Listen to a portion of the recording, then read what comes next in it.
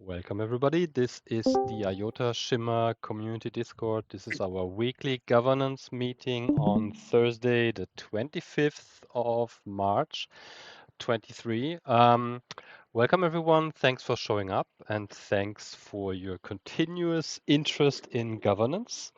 And yeah, today we have, or I've prepared a little bit stuff to talk about.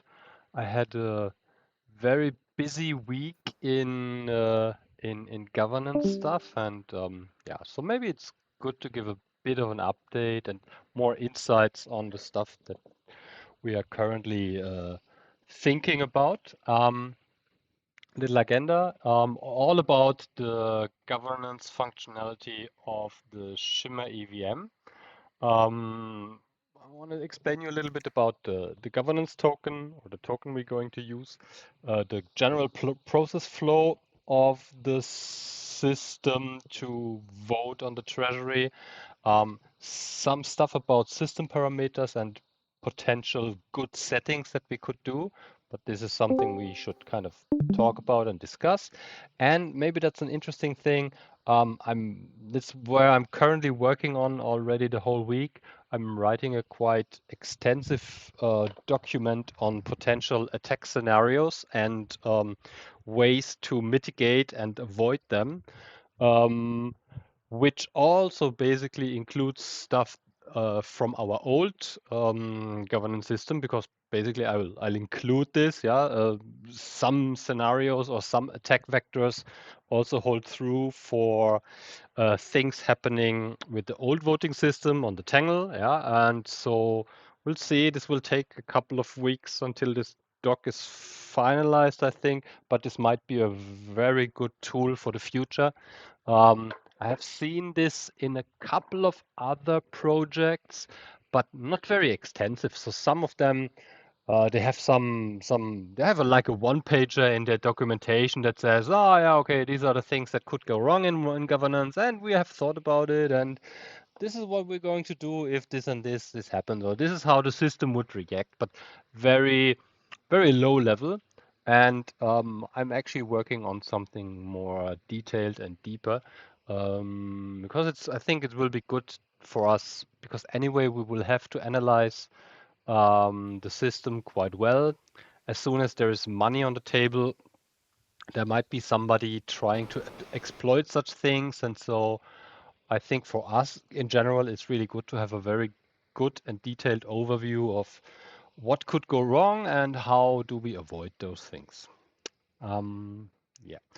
If you have any questions, as always, just drop in and disturb me. I won't feel disturbed, of course, and just going on. Okay.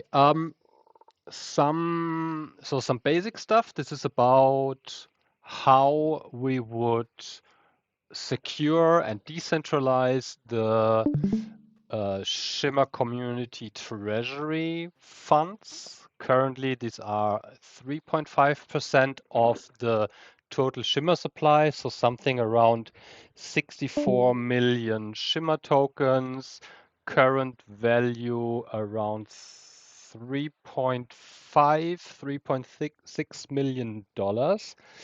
Um, and as you might know, we have basically in the supply increase vote, the thing was always, okay, once we have smart contracts on Shimmer, and we have a system to govern these assets in a decentralized way, they will be put into the EVM so that they are basically owned by everyone and owned by every token holder. And the whole control over these funds is then decentralized, and only access to the funds is only possible through votes. Nobody has any power to do anything with these funds as long as the community has not decided what to do with it.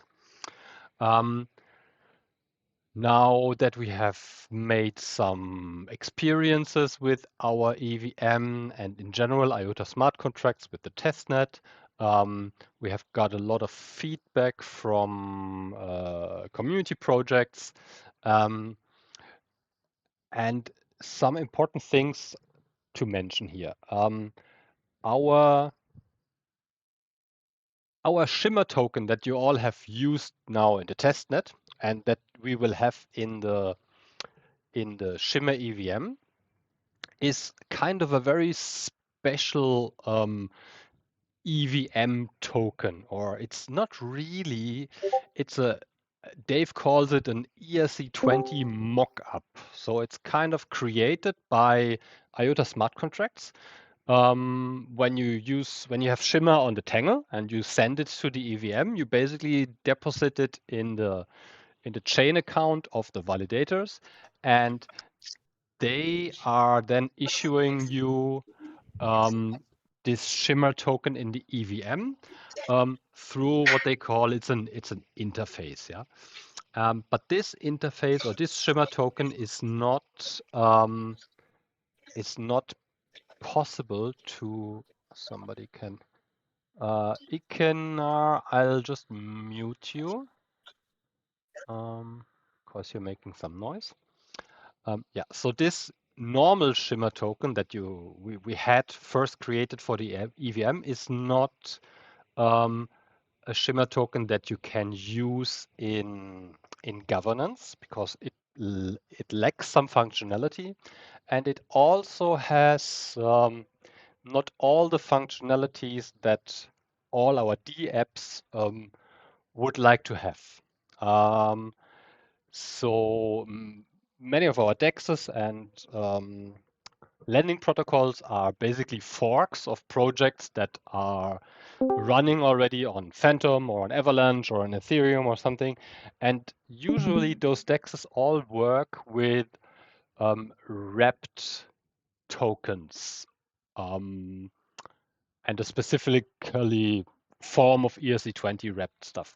And so basically the thing is for us to make governance possible in the EVM and also some specific functionalities in the DEXs and the DApps, we will anyway need to have a wrapped Shimmer in the EVM. And so what we will do is we will build the governance functionality that is needed for this system into this wrapped Shimmer governance token that basically everyone will use in the EVM when you are interacting with D apps or doing lending or doing whatever there. The governance functionality is basically this, yeah. So this extension of the ERC20, which is called ERC20 votes, this keeps a history of your account's voting power, and it enables delegation of voting power from your ERC20, from your token balance. Yeah, so it basically enables you to delegate your voting power, and it keeps track on the history of your voting power over time. Yeah, this is not included in normal ERC20 tokens. This is why you need this kind of extension for it. So the thing is that every voting in the EVM will only happen with tokens that you have delegated. You have either delegated them to yourself. Basically, this is like a one-time functionality. You have these wrapped Shimmer tokens and you want to use it for voting. You basically go on a front end, you sign a transaction or you sign a contract call with your MetaMask, and then you have delegated your voting power to yourself. Or what you can do is, if you say, governance, all this voting stuff, I'm too lazy for this. I just have my tokens anyway, just sitting around, but I don't want to care about this. But there's there's JD. He's a good guy. I trust him. I just delegate my voting power to JD, and then JD can use my voting power, not my tokens itself, but just my voting power to vote on all these boring DAO and governance proposals that those guys bring up all the time. But I think he's a good guy. He will do the best in the best interest of the ecosystem, and so I delegated and forget. I can always remove my delegation. If there's a vote that I want to vote myself, I just basically do another contract call and delegate to myself instead of JD, and can participate in the voting myself. So that's an easy function. So this is the first precondition that we need to make this governance possible in the EVM. Yeah, this is actually the slide on the wrong side. So this should be the first. So basically, again, that's what we're trying to achieve.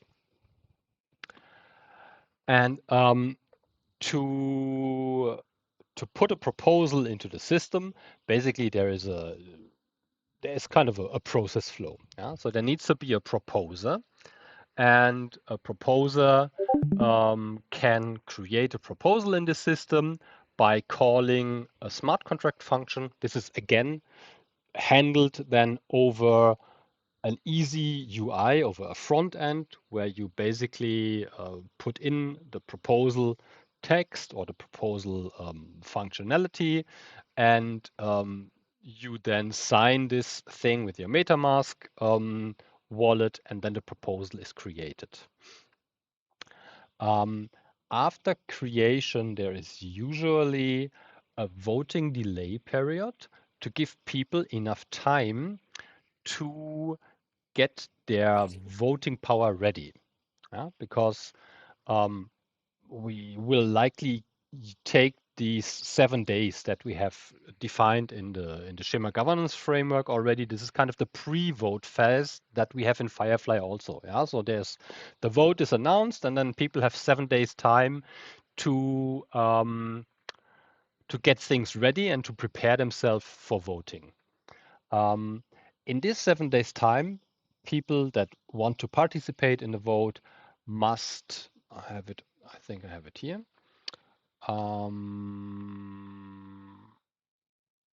So in this time period, you have to put your Shimmer tokens, first of all, in the EVM if they are not there yet.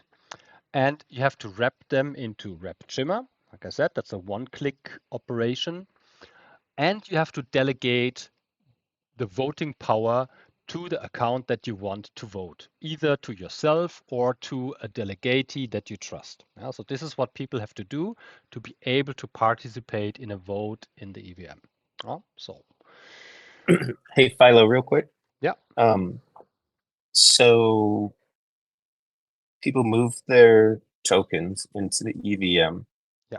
And just to, I'm on my phone, apologize, but the wrapped Shimmer is like a wrapped Shimmer for to take part in DeFi, to take part in the EVM, or just for the voting? It's like specific for voting everything. tokens. You can use it. You can use it. Very likely, this is what we assume, because all the apps, all the dexes will kind of not, but they are all happy to have this wrapped Shimmer token. So it's likely going to happen that most of the Shimmer supply that is in the EVM and that is used will anyway be already in wrapped Shimmer. So if you want to interact with TangleSwap or something, what they will do is kind of they say, okay, here wrap your Shimmer, and then put it into a liquidity pool or whatever, and all the DeFi stuff. So this is kind of.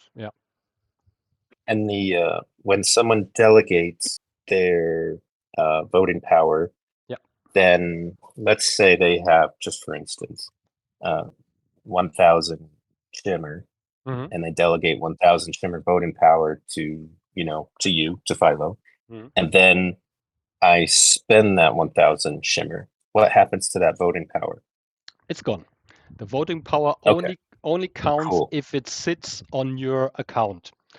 As soon as you interact with a staking pool or whatever, what you are doing is sending your tokens to another address. You send your tokens to a smart contract address of the protocol, and then you don't have any voting power anymore in your account, and this also means your delegate does also not have the voting power, because it's always account based. Okay, cool, awesome. Just wanted to get wrap my head around that. Mhm. Perfect. Thank you. And so what people need to do in the 7 days of time, like I said, they need to get their wrapped Shimmer tokens and they need to prepare their delegation. And then there will be a snapshot. Um, Basically, this is a specific point in time where all balances of existing wrapped Shimmer tokens on all accounts in the EVM will be snapshotted.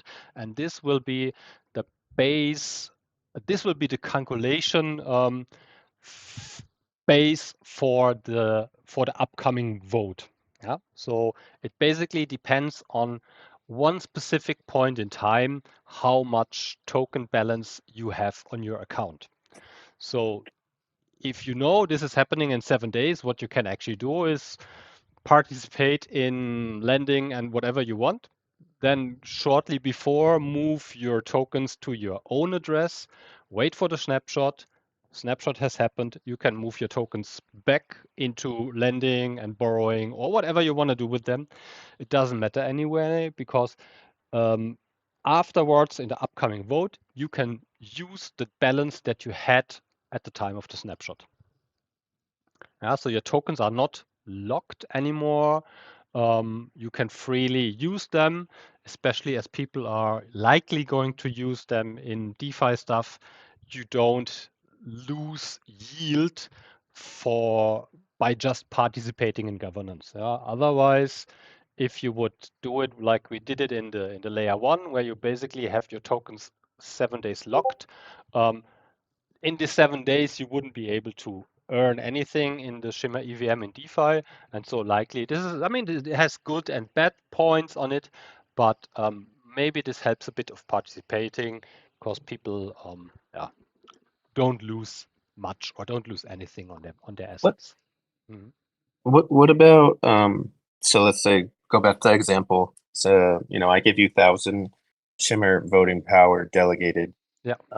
And then I put 500 into a DeFi. So you're going to lose that delegated 500 voting power to you. Yeah. But then that 500 comes back out. And let's say I now have 800 because I Mhm. put in DeFi. So that 800 that comes back, do I now have to re-delegate it? Now, Or will it it automatically delegate to you if yeah. I say, hey, just You delegate all the power? Yes, you make a general delegation. All balances that I have on my account of Rep Shimmer should vote the same way that my delegate does it. And the balance, it only That's cool. depends on the point in time of the snapshot. Yeah, so Hmm. snapshot is going to be Friday, 3 p.m. Um, I want this amount of tokens to be used by my delegate in the next vote or by myself. I Hmm. just have to make Mm-hmm. sure that at 3 p.m. I have this amount of tokens on my address, and that's it.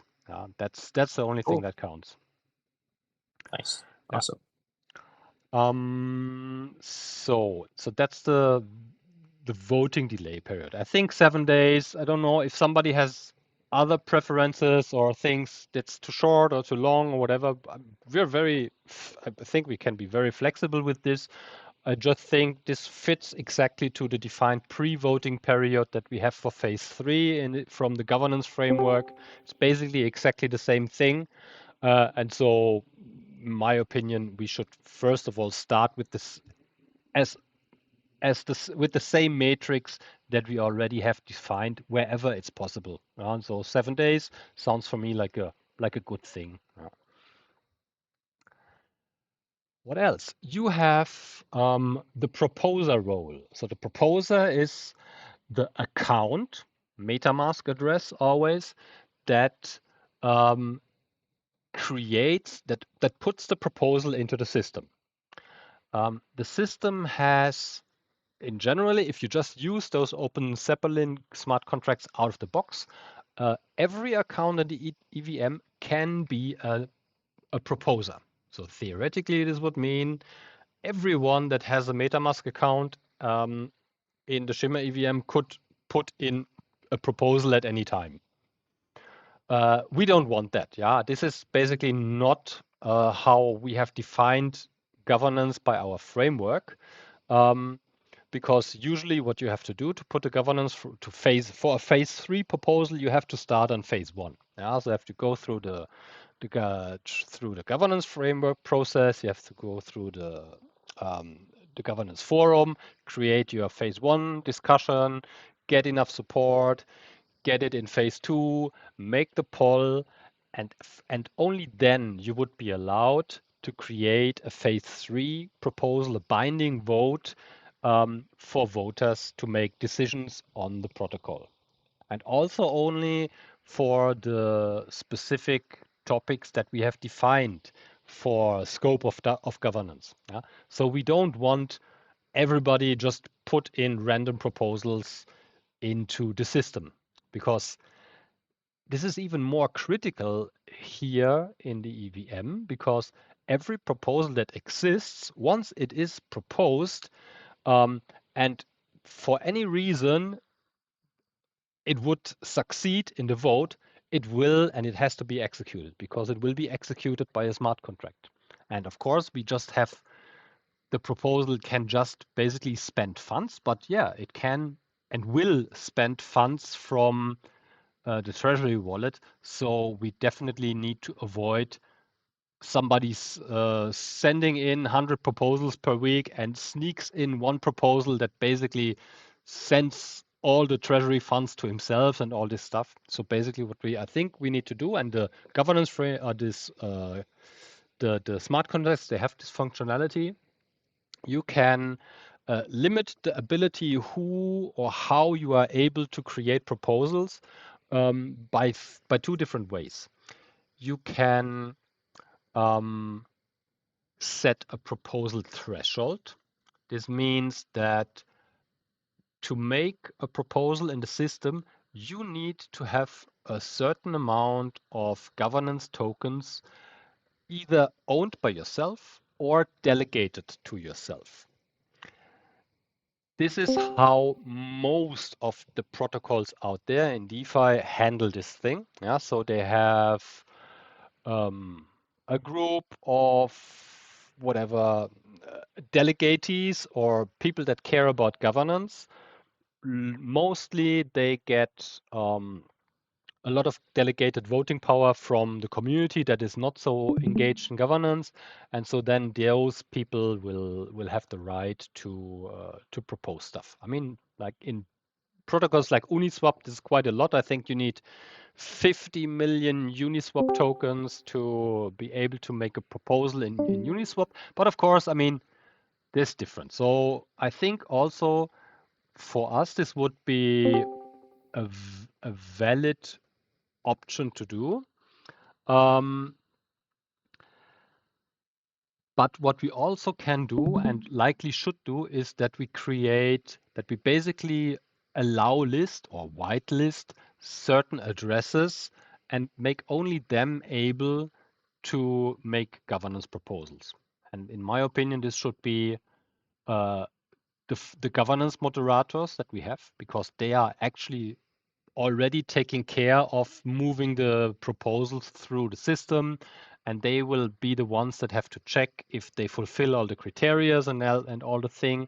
And so basically then it would be kind of an additional task for the governance moderators to then, once a proposal has passed through phase 2, to put this as a phase 3 vote into the system by using a multisig wallet. And so we have 4 moderators, and we could say, okay, we make a multisig wallet, three or 4 signers, so the majority of the moderators have to sign to put a proposal for spending treasury funds into the system.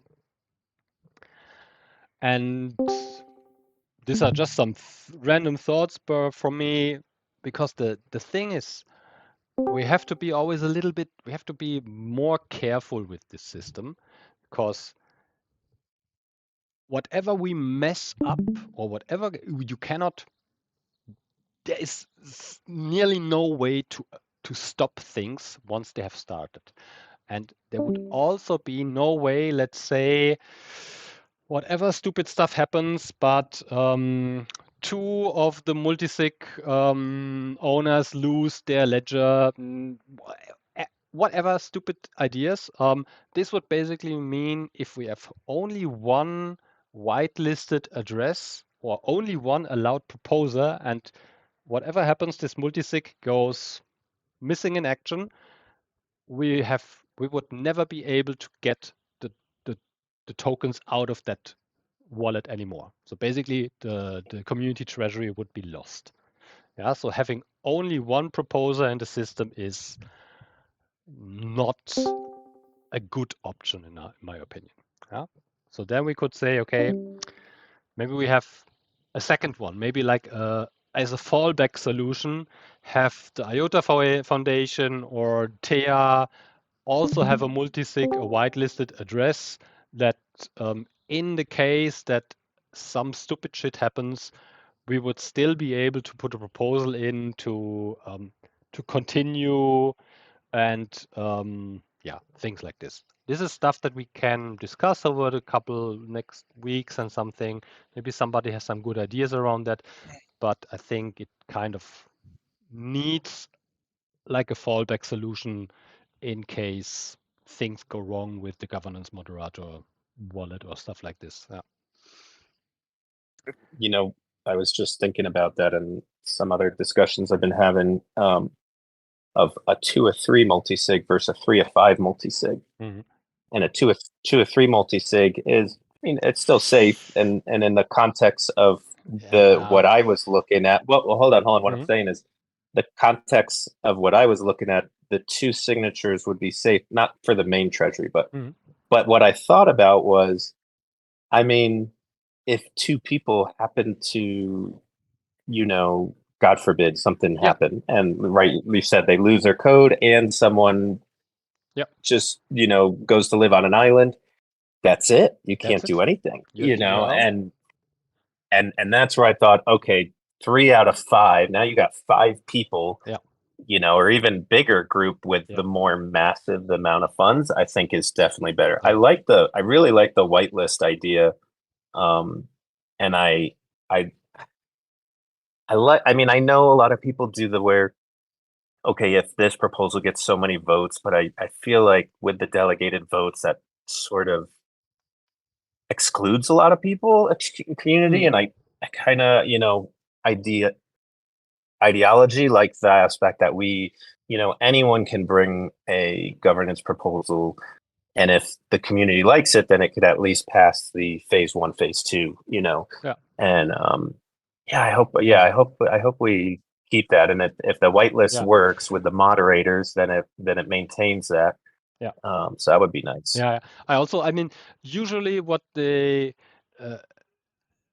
very decentralized projects don't like this whitelist stuff. So they don't want to have only 1 or 2, or so that what they actually do is they say, okay, we make a proposal threshold to prevent spam, so that that there is basically, you need to have a certain amount of tokens to be a proposer, and then you could put up a proposal. This is how the most DeFi protocols work, but they have then a lot of spam. They have still a lot of spam. If you say, okay, it's $5,000 and have been lucky in the airdrop in the beginning of the project, and you have $50,000 worth of tokens, but you kind of want to play stupid games, you still can spam proposals every day. And it's, if you look in some of the projects, they have some issues with this. And so I also think the whitelisted and the allow listed addresses is actually a pretty good approach. What you also could do basically as a third fallback solution, that you say, okay, what goes wrong? Moderators and IOTA Foundation members all together on the same cruise ship in Monaco lost and whatever, and then you could still say, okay, we can also allow proposals from an account that gets a lot of delegated tokens. So then the community would say, okay, they're gone. We all delegate our voting power to account XY, just to get the system out of freeze, to basically have one proposal that says, okay, we move the tokens to another smart contract address, and then we kind of start over again. So you really have to think about some stupid worst case scenarios, just in Hmm. case things go wrong. And So, I very I, agree with you with the multi-sig stuff. 2 of 3 is kind of a risky thing. Yeah, mhm. yeah, Question: have you looked into MakerDAO? And I know yeah, one thing I thought was pretty interesting is, they have their own governance and voting proposal, but yeah, they have sort of that waiting period after a smart contract goes live. yeah. And I think of it as an alt stop. It's called something else for them, but basically it's a huge amount of percentage of votes, like I mean a Hmm. massive majority. But if you have that, that can basically stop Yeah, um, a smart contract, right? So yes, like you said, if there's a mistake or God yeah, forbid free, multi-sigs, it's like, okay, then we have to enact the emergency vote, which is like, yes. let's just say, for instance, 70% of all votes. I mean, Mhm. it would be something huge, but then you can essentially go back a step or fix things. Yeah. Mm. This is general the kind of the time lock function and Hmm. kind of an emergency stop thing. Yeah. This is Hmm. Hmm. also possible here. This is basically an admin role. So I'm want to talk about this a little bit later, but you have after a vote has finished and was successful, there is a time lock period. Yeah. In this time lock period, you basically have a couple of days time before the funds will be sent to the address that was proposed in the proposal.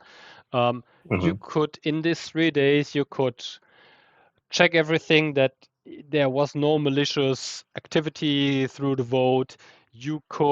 People could say, okay, no, I'm absolutely not agree this. I just sell my tokens and move on before this stuff happens. I mean, for us, Hmm. it's just spending funds. MakerDAO and Yeah, DeFi is much more critical because they do sure. code changes. Yeah, so Hmm. they implement a new factor for their stablecoin stability algorithm and things like this. There's so Hmm. much shit that can go wrong, and they also, I mean, they always have they need audited code and all the thing for this, but still they have the ability. If they figure out in the last moment there was a stupid bug in the code that gets executed in 6 hours, then they can stop this whole thing. Yeah, and this is, I mean, Right, this is good. You can't, especially in complex protocols like Maker, you can't imagine that everything all the time is 100% bug free. Yeah, right, it's right. needed. And we would Yep. also have Okay. a possibility for this. So there is, like I said, there is a time lock, and the time lock is a own smart contract, and basically the time lock controls what's happening. You can have an admin key that so you have for the time lock, you have again also you have a proposer and you have an executor role, and the executor role is basically the one that can call the time lock to release tokens. Usually you Mm, have this executor role is the governance contract itself. So basically mm, the vote has the right to be the executor of the time lock. You can give a second executor role to an admin key that can change the executor and the proposer and kind of stop this whole time lock thing mm, from executing. Yeah, this is usually something that you should only use when you deploy the contract and you test the system. It's basically mm, a developer admin access for usually for testing proposals. But I mhm, know that several projects have and still use these admin keys as an emergency stop for preventing big shit to happen. Let's say it like this. We mhm, could mhm, we could mhm, do the same thing. Yeah. mhm. Okay. Um,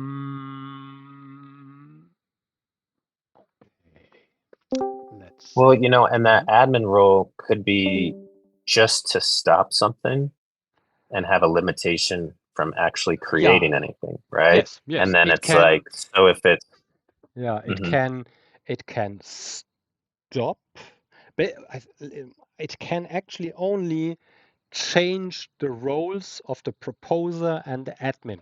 And when you remove the governor contract from having the role of executing the thing, you are basically have the ability to stop the voting result from being executed. Hmm. And but you have not the ability with this role to make an own execution of funds. So, okay, you could Hmm. then Hmm. create a kind of a code. Can make yourself executor of the contract and create a proposal, get it voted through, and then there might so that's it's of definitely not a it's definitely um, a very critical role. Yeah, but you Hmm. cannot say, okay, I have the admin keys. I just make a Send transaction with this myself. admins. Yeah, Yeah. you cannot just send funds away out of the time lock only with these keys. Yeah, so you have to do Right. some stuff around that, I think. Nice. Yeah. What happens next? So we have gone through delegation, and there has been the snapshot happening. This is happening in this voting delay period. Yeah. And as I already said, the snapshot happens as a specific time span, and only the balances of delegated funds at this time span have any voting power in the system. Um, this is what we already had. Okay. Yeah. And then you have after the snapshot happens, the voting period starts. So basically, actually, this is the time then when you as a voter go back into the system and say, okay, this is the proposal, ¿Cómo? these are the options that I have. Bien. Can you ¿Los please puntitos abiertos algunos puntitos más? mute yourself? ¿Le estáis pidiendo? ¿Macarena empezó a trabajar? Okay. Yeah, so you go back into the system and you see, okay, these are my votable options. I cast my vote. Yeah? And so the voting options will be for, against, or abstain. Yeah, similar like we have it, or same like we had it now with the in Firefly. Yeah. Um, Again, I think this is something that should give voters enough time. Yeah, you have people that work, there's weekends and things. And so following our governance framework, I think 7 days here is also the same thing. Yeah, it's also for us, it's not something we're always just talking about releasing funds from the community treasury. It's not code changes. There is no actual emergency that we need funds very quickly and things like this. People should have enough time to read the proposal, think about what's going on, prepare their weekend or whatever when they have time, put their ledgers out of the safe and vote. Yeah. So I think 7 days is again a good thing. Yeah. And after the 7 days, then actually this time lock period would start. Yeah. Usual used time lock period in most protocols is 3 days.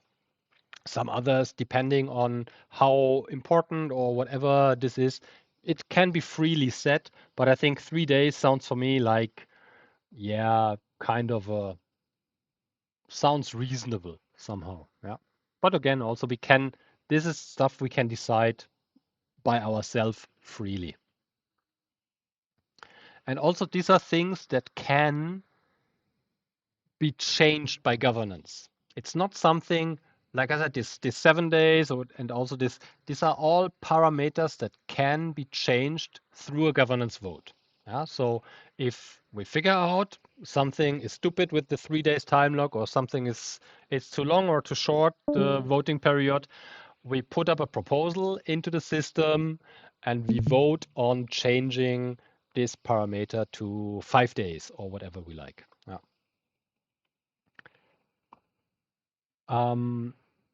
This is the voting delay. I've already talked about that. Okay. Attack scenarios. as again, if anyone has some questions, maybe in general, because this is now I want to move over to attack scenarios. If you have any questions, maybe not a bad idea to bring them up now.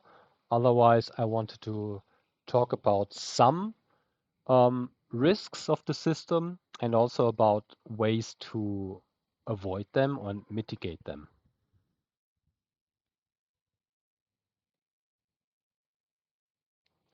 Okay, yeah, so attacking the system for what? So thinking about what does an attacker want, the only reasonable thing to do in this whole thing is getting the treasury funds sent to yourself. Yeah, so this is your profit as an attacker. There are 64 million Shimmer tokens in this smart contract.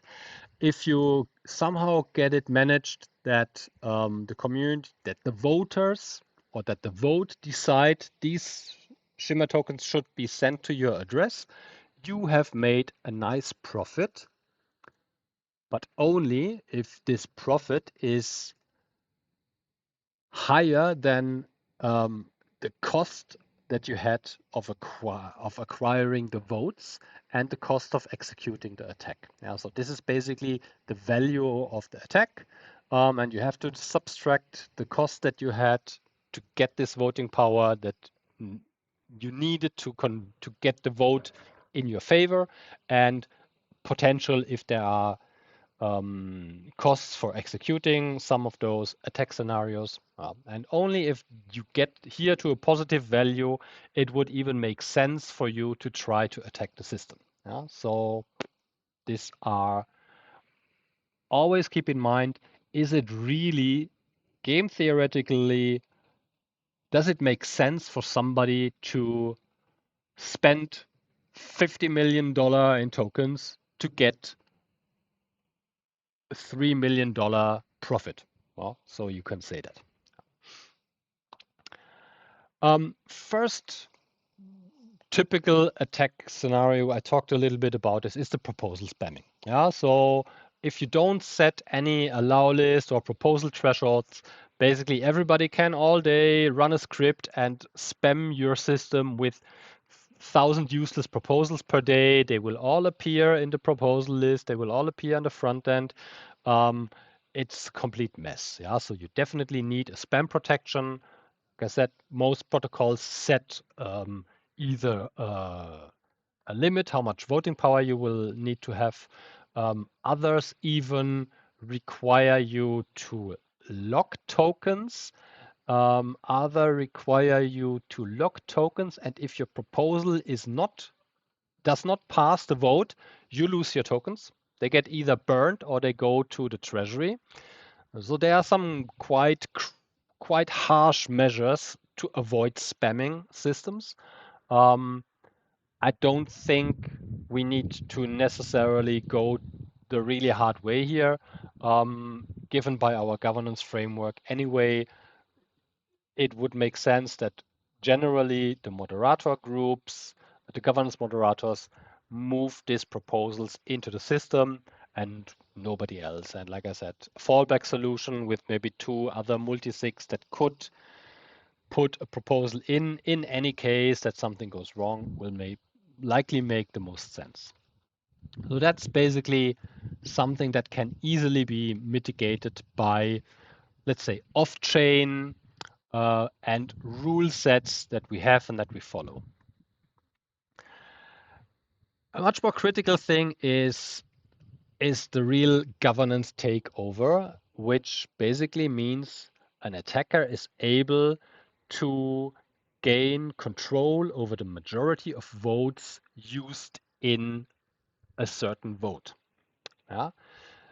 And also has been able to put up a proposal into the system that would basically make him the profiter of this attack by sending the funds to him or herself. So this is the big malicious thing. This is the big risk, and this is the kind of the only attack that makes sense from an attacker, depending on how much it costs you to achieve this goal. Important to understand here is again that the amount of votes an account can use in the system is coming from the delegated governance tokens, at the time of the snapshot. And the governance token is wrapped Shimmer. And you can delegate this wrapped Shimmer to yourself, or you can receive delegations from other accounts in the system. And by this, you can increase your voting power, or the voting power you control, to try to swing a vote in your favor. How can you get wrapped Shimmer? Basically, it's very simple. You just go in the EVM and you wrap the Shimmer tokens that you have in your wallet into the wrapped Shimmer. And then you have already the token that you need to vote. The rational way of getting more wrapped Shimmer tokens is buy more Shimmer or basically Shimmer or wrapped Shimmer in the open market. But you have to think about, okay, how much tokens do you want? And as we have defined in our governance framework, we had a vote can only pass if we have a quorum of 5% of the tokens. 5% of the supply would be something like 90 million tokens that you need to control, either by owning them or by delegated voting power. And so just simple speaking, if you need to buy 90 million tokens to make a profit of 65 million tokens, okay, afterwards you own 155 million tokens, but that's quite some capital that you would need to invest over likely a quite long accumulation time, because if you just go in now and make a buy order for $5 million Shimmer token, there isn't likely enough liquidity in the market, and so basically the price would skyrocket, which would make your attack more and more expensive. So that's the one thing. Another way, of course, as we have DeFi then in the EVM, is not buying Shimmer tokens, but lending them. If you have a lending protocol like Deeper that we all have tested now, what you can do is you put in a collateral, some other token, whatever, and for this collateral, you can borrow Shimmer tokens. So you don't need to buy them. You can just borrow them. And if you have borrowed them, you can convert them to wrapped Shimmer, and this gives you voting power in the system. To borrow them, you need to put up a collateral. And this is usually 150% of the worth that you can get out of the system. So if you want $1 million worth of Shimmer tokens from a lending protocol, you have to put something as collateral in that is worth 1.5 million. Again, you can use these and then you can give it back to the lending protocol. You get your collateral back. So there is no real big cost involved. If you have something that is worth $1.5 million, you can get $1 million of Shimmer token out of such a lending protocol. The only thing that you have to do is you will have to pay some fees for the time that you borrow those assets. But this is, again, not a very... It's not something that you can say, oh, it's super important. I get my collateral back. I can have a lot of Shimmer tokens to vote, and basically that's it. This seems definitely possible. You can also do this over a longer period of time. You just will have to pay the fees. And again, but it's the same scenario. You could either buy those Shimmer tokens with US dollar in the market itself, or if you are anyway somebody that is a rich person, yeah, and you have a couple of million USDT or Bitcoins or Ethereum lying around, yeah, of course, then you have a lot of voting power in the system. This is how the whole thing works, yeah. And then there is the flash loan thing.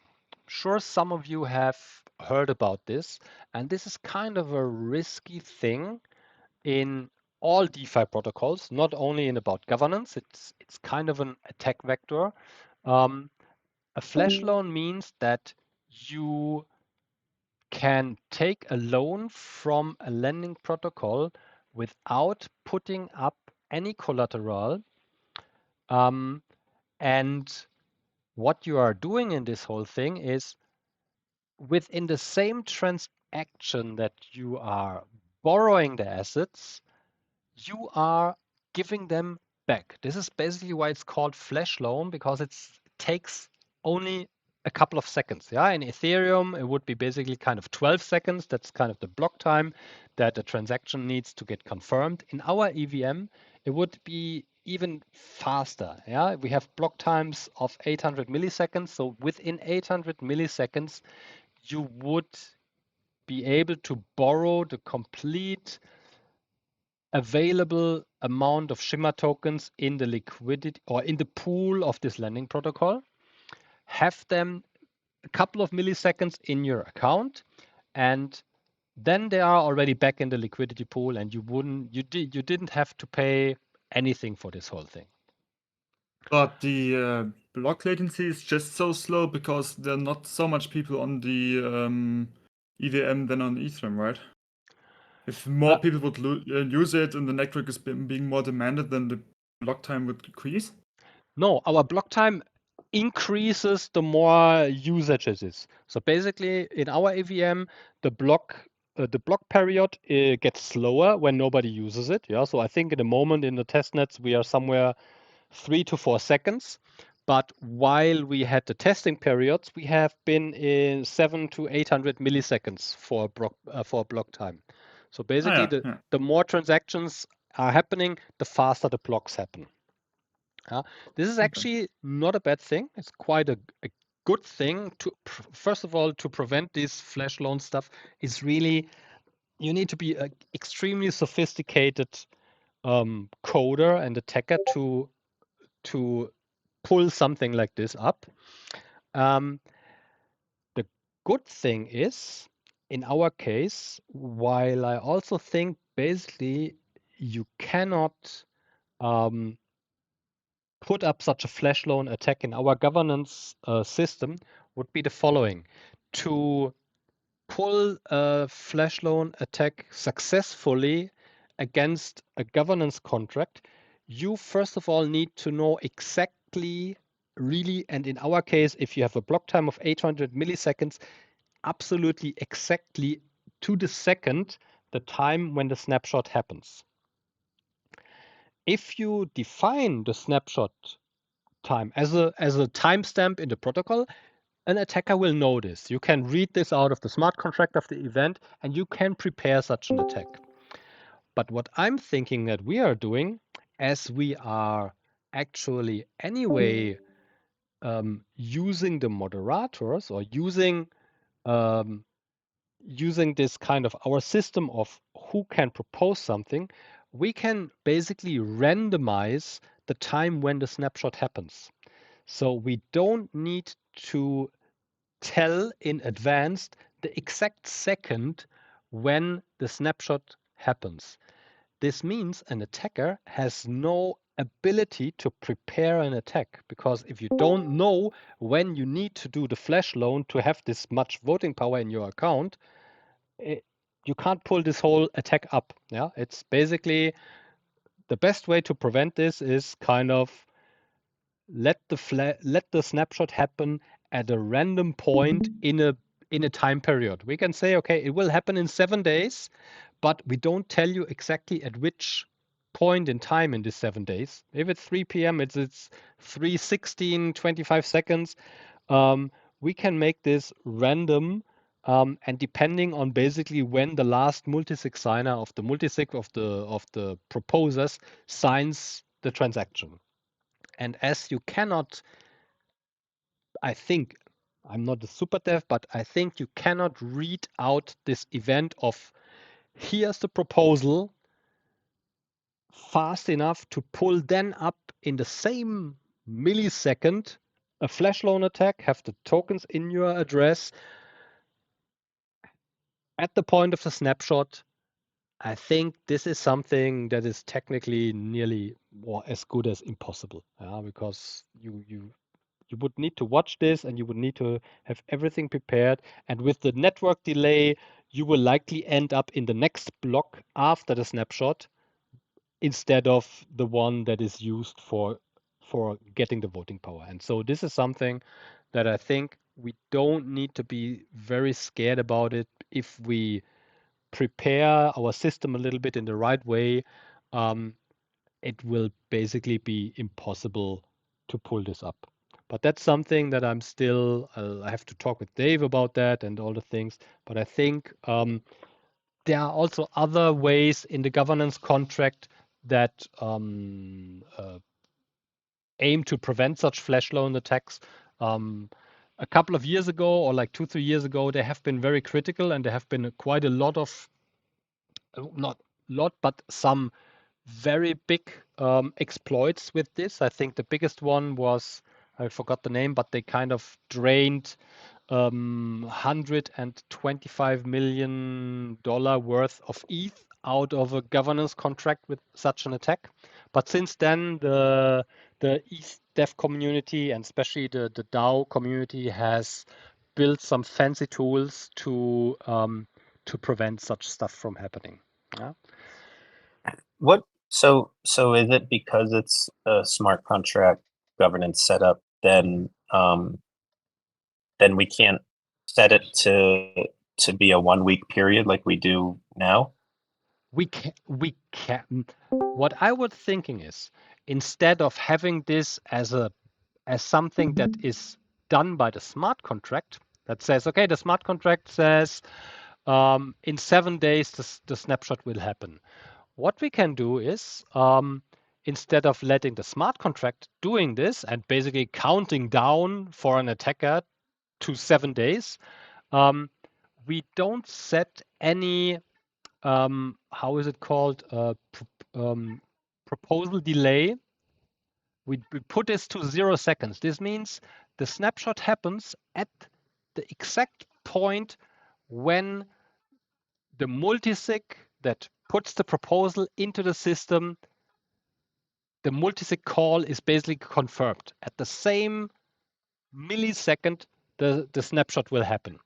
And so what we can do is then we just make it kind of a manual thing. We say, people, from now on, you have 7 days time to get your voting power ready. Yeah, we make a big announcement as always. Foundation make a post.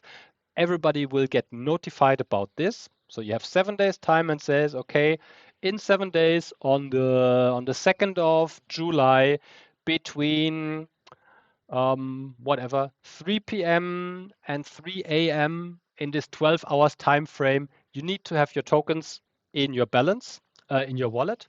And in this time frame, at a random point of time that nobody then the governance moderators knows, will the snapshot happen exactly at the point when the third or the fourth or whoever or the last multisig signer signs the transaction and the proposal gets put into the system. Same point in time, the snapshot is taken. And so as an attacker, I don't see a way to figure out when this point in time is. So I won't be able to drain a liquidity pool and have it at the exact same second in my account when whoever whoever the last signer is pushes the button. Yeah, this is, I think, human randomization that could very likely prevent this whole stuff. The only worry I would have about that is humans tend to have routines. So, I feel like even just looking at the moderator activity so far, it's like generally there's one person that like, is the first one. And I feel like sometimes there's one that is random, and then there's usually, I feel like in the bit, not much that I've been kind of seen moderator activity, but then there's usually the one that always does it at the end. And then if you know that person time zone, when they're sleeping, when they're up, I mean, there's maybe you could get it down a little farther, but but you cannot. But even still, it's still. You cannot get it to the second. It even depends on the internet speed Right. of this person. You click a button in your Right, MetaMask wallet, it takes a second, it takes 50 milliseconds, 300 milliseconds until your call arrives in the smart contract. And with a block time of what we have, such a quick block time, as an attacker, I don't see how you will be able to get into the same block that Werner is pushing the button in Germany. Execute your code with the latency that you also have with your own internet connection to get the connection to the lending protocol. I think this is kind of very, very, very unusual to be able to happen. And again, even if you have done this, it still doesn't mean that you have won the vote. You have likely a very high voting power, but now everyone has 7 days time to vote against you. And very likely the pool of a lending protocol will not contain 50% of the whole Shimmer supply. This is, so there will, if this is recognized, and of course the lending protocol will recognize this because they have guards that watch for stuff like this and they will get notification. And then we all basically know, okay, this somebody has kind of drained a deeper liquidity pool. This person has now 200 million Shimmer tokens. Okay, we need 201 million Shimmer tokens to not let this thing happen. And also, well, and I think having the phase 1 and phase 2, I mean, really mitigates just about all that, because it's when someone can flash loan to create a proposal, I'm going to take all the money, it wouldn't even get to that option, because it's not going to pass phase 1, phase 2. You not get your address as the one that the funds get sent to, because it will have to go through the system, it will have to go through the moderator checks. You cannot sneak in your address as the one that receives the funds if there is a proposal that says, oh yeah, send 5 or send the whole treasury to the grant committee, because we know the fucking address of the grant committee. It's basically everybody will see that's not the correct address that you're putting in here. That's a hypothetical thing. It's a scary thing, absolutely. But I've been really deep. I've been reading there are some really good, also some really good scientific studies around this whole thing that explain it in deeply from MIT and stuff like this. If you do the full decentralized Deegan style, like DeFi protocols do it, it's definitely a risky thing, because then it's clear, the attacker can read in the blockchain, when do I need to do my flash loan? It's absolutely clear. The block is defined when the snapshot will happen.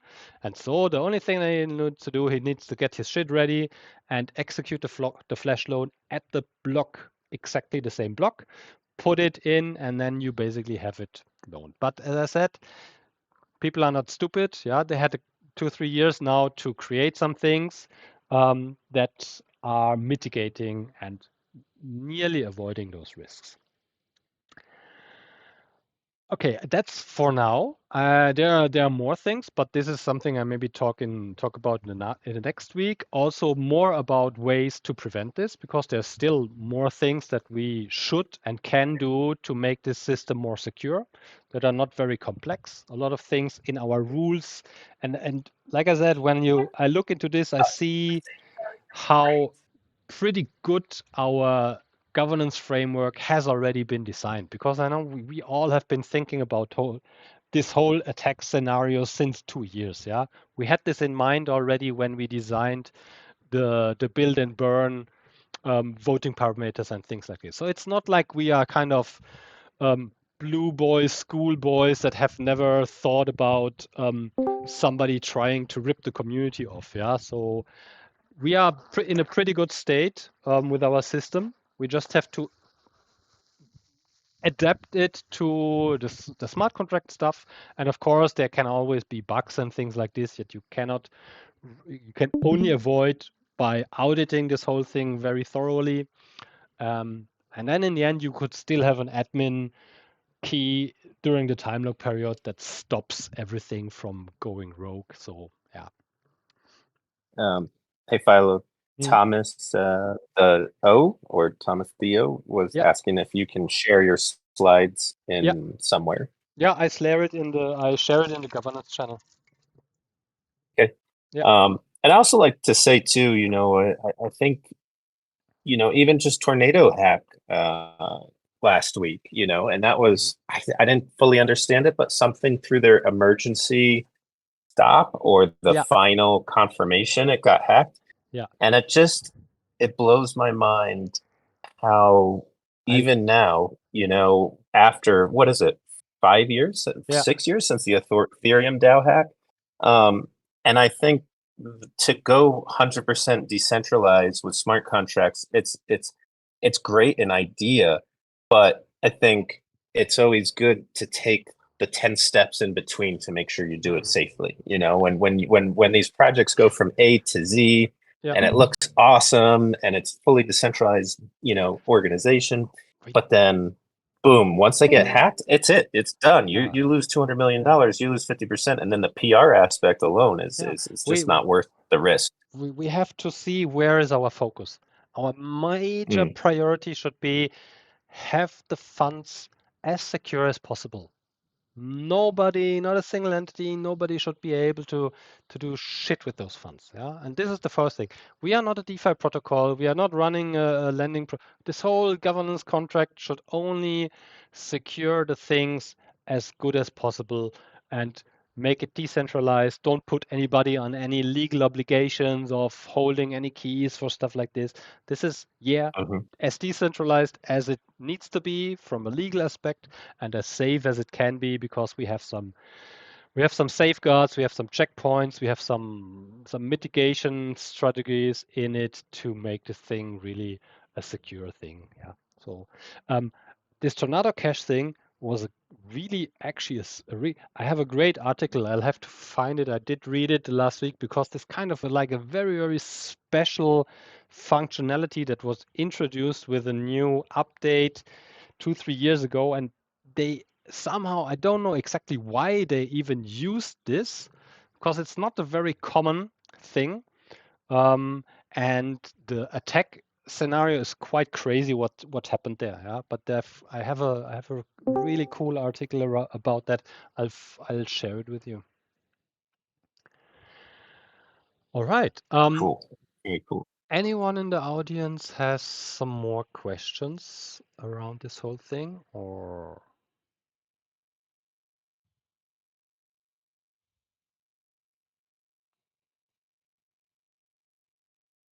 No? Okay. Yeah, I'll share the slide later in governance discussion channel. Like I said, it's not really finished, so there should be some more slides that I haven't finalized yet. So it's kind of half of the thing that I want to present. This is all the risks, but not yet the ways to avoid them and mitigate them. But yeah, like I said, I'm sticking my head very deep into stuff, writing some quite long papers on it. Once I've gone through them with Dave and the smart contracts team, I'll also happily share them with you guys. Yeah, but it's all still in the evolving state. I'm basically doing a lot of preparation work for the smart contract team, that they are kind of have a proper specification of the direction where we want to go, and then once it's time to deploy those things, this will be getting pretty interesting then. Alrighty. Until then, I'd say thanks. Actually, JD, you have some quick news from the Treasury you want to share, or? Yeah, I'll just do some real quick stuff since this was a longer meeting, but really good. I really think this was really good discussion on how we can create our own protected smart contract system. But so yeah, I think the big one came in was the Sooniverse proposal. We had some discussions in the background with the committee, and we didn't feel comfortable giving out a grant given they have a couple $1 million treasury. And when we asked them, why aren't you using your own treasury for this? They basically stipulated that there's just no liquidity. And I then went on to Bit4X, and I then went on to Sooniverse, and I did realize, I mean, it's not even a little liquidity, it's like 5 Soon. So if they were to, seek, let's say, $50,000 US and sell that much in Soon, it would crash the price down to, 2-3 cents. And people would buy it then, like they'd be able to liquidate. But what effect would that have? The negative effect would be they would kill the price. And then the second aspect would be they would drain their treasury because they'd be selling it so low.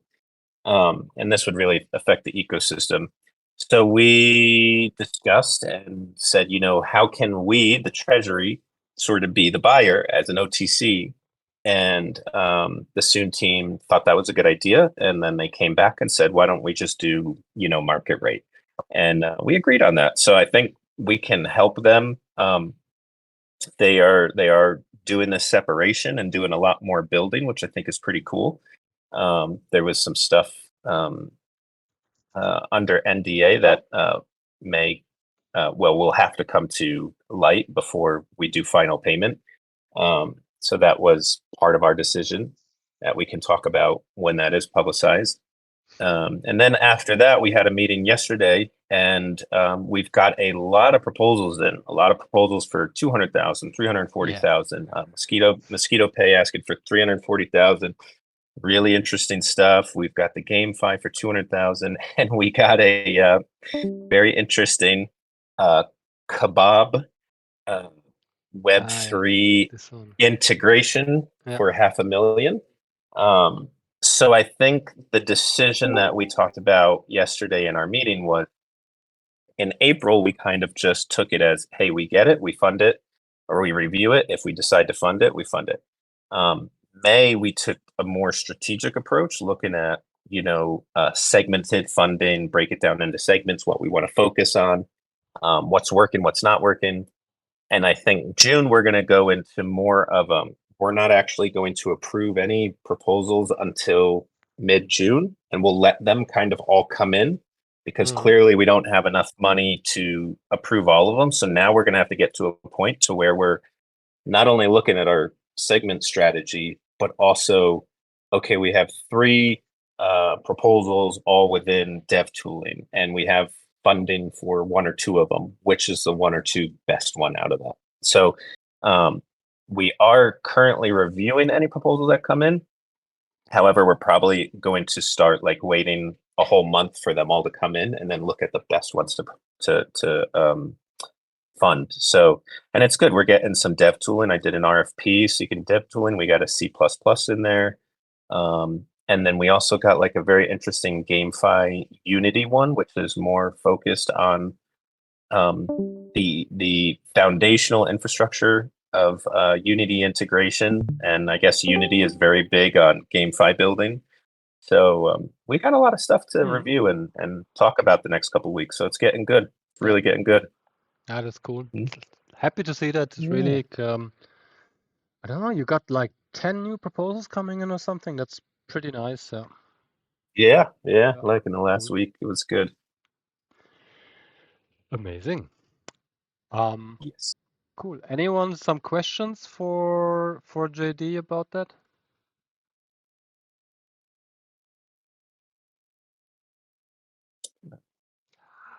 No, Marco, I cannot hear you. Marco's trying to talk, but I don't think he's coming through. No, we don't hear you, Marco. If you want to type something, you are muted. You're muted? Is he muted? No. We don't. Not from my We side. don't mute Marco. Your volume's up. Yeah. You're actually the only one in the call besides JD and me that is not muted. So you haven't even muted yourself. If we mute someone in a previous meeting, Yeah. how do we see that they are muted or not? They will still be muted. Yeah. So like Okay. so I have to They basically can't come off. I have to remove the server unmute. I'll do this now for Farlight 76. Yeah. And I know Ben D. Yeah. I'm not sure if he was muted from a previous one. I think he was trying to talk. I can look. I'll check his account. Okay, so Marco, we don't. If you maybe just write it in the chat. If you have a question.